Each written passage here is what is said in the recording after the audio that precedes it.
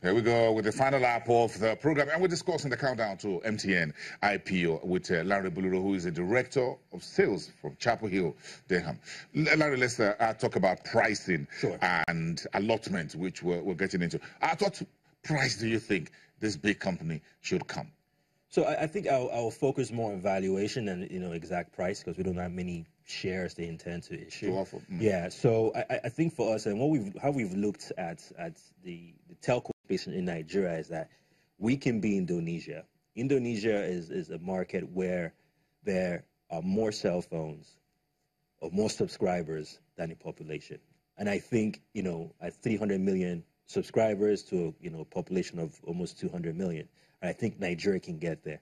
Really, the play here, the attractiveness, and you're talking about 2.7 billion naira every day in revenues, is the demographics.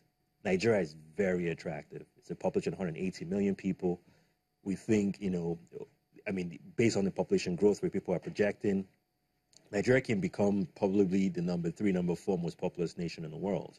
And I think that is the market, that is the upside that, the telco companies are looking at. It's still, somewhat underpenetrated, particularly when you look at data. I'm gonna drag you down to this. Are you looking at double digits, triple digits in naira?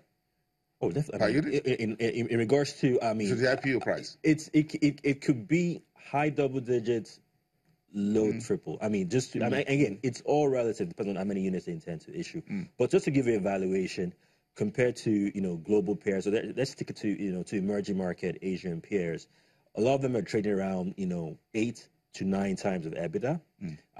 We think given the upside and the potential of this market, MTN should be valued around between 9 to 10 times EBITDA. And EBITDA, we're talking about, I think they posted around maybe almost 3 to 350 billion naira EBITDA last year. 340, 350, yes. And forward looking, we're looking at another 400 billion. Multiply that by 9 to 10 times. You're between, that's where we think, the pricing. It could be, between, a good 2.5 to as high as, say, 3 trillion. But what should at least come at a price when we say in the Nigerian parlance it's affordable?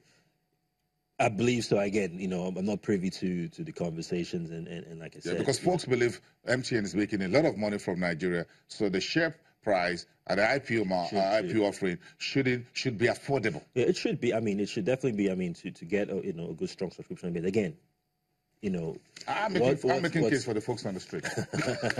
Like I said, because you're going to ask me when it comes out and say, hold on, Bolson, you're the one who talk about this. How come the price is perhaps 1,500 naira? I'm playing the devil's advocate here. Again, it depends on the number of issuance and the number of shares. Of the number of shares that is coming. And then in terms of allotment, some folks are also making a case that the local retail investors, the man on the street, as an analogy earlier, should have a decent size of this. I believe so. I believe that's the plan. Given the base and the main revenue driver for the group is the local person, the retail individual. I think goodwill.